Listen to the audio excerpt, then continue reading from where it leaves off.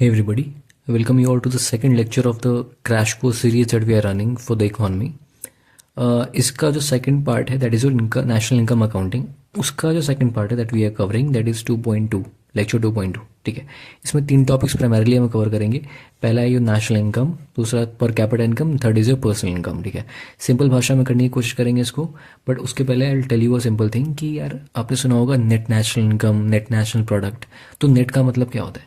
देखो, किसी भी चीज़ का आपको नेट कैलकुलेट करना है तो आप उसके क्या करोगे, उसके ग्रॉस में से डिप्रिसिएशन माइनस कर दोगे. ग्रॉस का मतलब कुछ नहीं होता, ग्रॉस का मतलब टोटल होता है.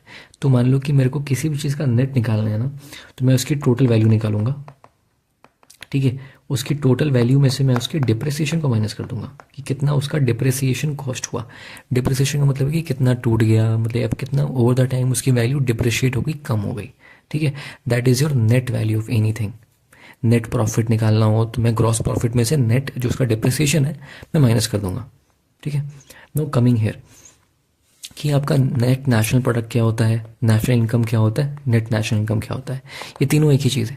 अगर किसी स्टेटमेंट में आपसे पूछना है कि नेट नेशनल प्रोडक्ट क्या है, या पूछता है नेशनल इनकम क्या है, या नेट नेशनल इनकम क्या है, सबका आंसर सेम है. ठीक है, सब एक ही टर्म में इंटरचेंजेबली यूज होता है.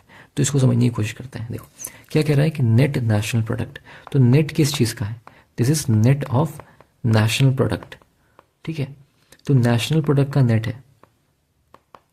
तो यहाँ पर इस फॉर्मूला में जो एक्स था, जो नेट निकालना था एक्स का, ये नेट किस चीज़ का है? ये नेशनल प्रोडक्ट का नेक्स है. ठीक है, नेट है. तो नेशनल प्रोडक्ट का नेट निकालने के लिए मेरे को क्या चाहिए? किसी भी चीज़ का आपको नेट निकालना है तो अब क्या चाहिए आपको ग्रॉस वैल्यू चाहिए उस चीज़ की और माइनस डिप्रिसिएशन चाहिए. तो ग्रॉस वैल्यू मेरे को किसका निकालना पड़ेगा? जिस चीज़ का मैं नेट निकाल रहा हूँ, मतलब नेशनल प्रोडक्ट का. मतलब मैं बोलूँगा कि gross of what? Gross of national product. अरे यार ये तो जीएनपी तो है. ग्रॉस ऑफ नेशनल प्रोडक्ट मतलब कि GNP. This is what is GNP, right? So GNP में से डिप्रिसिएशन को माइनस कर दूंगा तो क्या मेरा नेट नेशनल प्रोडक्ट आ जाएगा. So this NNP is nothing but, so ये जो एनएनपी है मेरा, this NNP is nothing but your is your net national product, which is what is your GNP minus depreciation, right? So यही तो यहाँ पे लिखा हुआ है कि NNP is equal to GNP minus depreciation, right? और ये नेट वाला ये वही फॉर्मूला है जो मैंने यहाँ पे लिखा हुआ है. All right, okay. नाउ तो इसको नेशनल इनकम भी इसी को बोलते हैं. नेट नेशनल प्रोडक्ट का ही दूसरा नाम नेशनल इनकम है. तो कोई आपसे नेशनल इनकम पूछेगा तो उसका मतलब क्या है? NNP, net national product. इस चीज़ को रट्टा लगाना पड़ेगा थोड़ा सा आपको. ठीक है, नाउ NNI कोई नेट नेशनल इनकम बोले तो भी नेशनल इनकम ही है, एक ही बात है, अलग कुछ नहीं हो गया. ठीक है, तो ये सब एक ही चीज़ को बोलते हैं. तो NDP मतलब अब के पीछे मेरे से NDP क्या है? Net domestic product. Net of what? Net of domestic product. तो ये क्या होगा? Gross of domestic product minus depreciation. अरे यार ग्रॉस ऑफ डोमेस्टिक प्रोडक्ट तो जीडीपी को ही तो बोलते हैं. सो एनडीपी मतलब कि जीडीपी माइनस डिप्रिसिएशन. चीज़ें क्लियर है यहाँ पे? ओके. सो यहाँ पे आपका ये टॉपिक यहाँ पे एंड हुआ. नाउ कमिंग टू दिस, हमने प्रीवियस लेक्चर में ये सीखा था कि किसी भी चीज़ के मार्केट प्राइस को कैलकुलेट करने के लिए हम उसके फैक्टर कॉस्ट में टैक्स ऐड कर देते हैं और सब्सिडी इसमें से माइनस कर देते हैं. ये मदर इक्वेशन हमने सीखा हुआ था. ठीक है, इसी मदर इक्वेशन को यहाँ पे अप्लाई करेंगे जीडीपी और जीएनपी में. कि कोई मेरे से पूछे कि बताओ भैया जीडीपी एट मार्केट प्राइस बताओ, तो मैं क्या बोलूँगा? मैं बोलूँगा जीडीपी एट फैक्टर कॉस्ट, इसमें टैक्स ऐड कर दूंगा, सब्सिडी माइनस कर दूंगा. सेम चीज़ तो मैंने किया है. ठीक है, अब कोई मेरे से पूछता है कि एनएनपी एट फैक्टर कॉस्ट बताओ. एनएनपी क्या था? नेट नेशनल प्रोडक्ट, मतलब कि it's nothing but national income. तो कोई मेरे से बोलता है कि नेशनल इनकम बताओ एट फैक्टर कॉस्ट. तो ये क्या पूछ रहा है? ये कुछ तो पूछ नहीं रहा है, सिंपल सी चीज़ आपसे पूछ रहा है. इसने कुछ नहीं किया, बस फॉर्मूला को ट्विक कर दिया है. इसने फैक्टर इनकम को इधर ले आया और नेशनल मार्केट प्राइस को, सॉरी फैक्टर कॉस्ट को इधर ले आया और मार्केट प्राइस को इधर ले गया.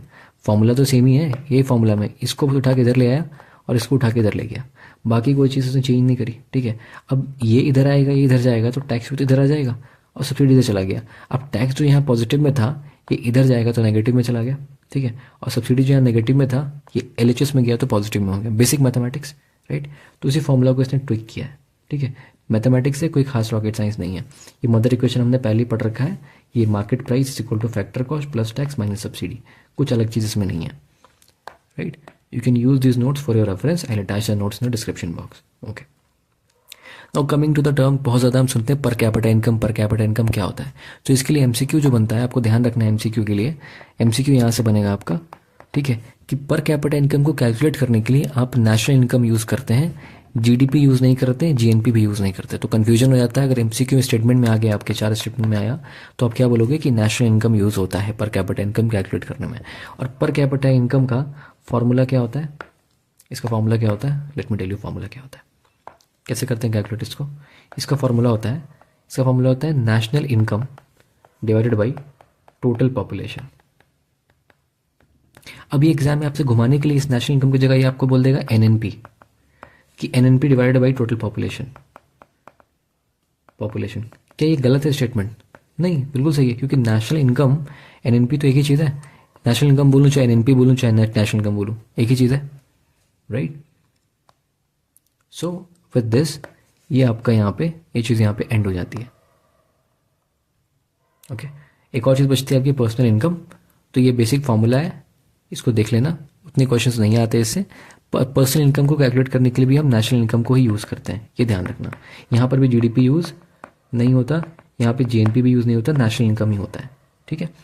इसमें से वही इंटरेस्ट निकालना, कॉर्पोरेट टैक्स वगैरह निकाल दोगे तो यहाँ से आपका पर्सनल इनकम आ जाता है, ठीक है. अगर ये याद कर लिया तो ठीक है, नहीं भी किया तो कोई दिक्कत नहीं. इतना बस ध्यान रखना कि नेशनल इनकम को यूज़ करता है, ठीक है.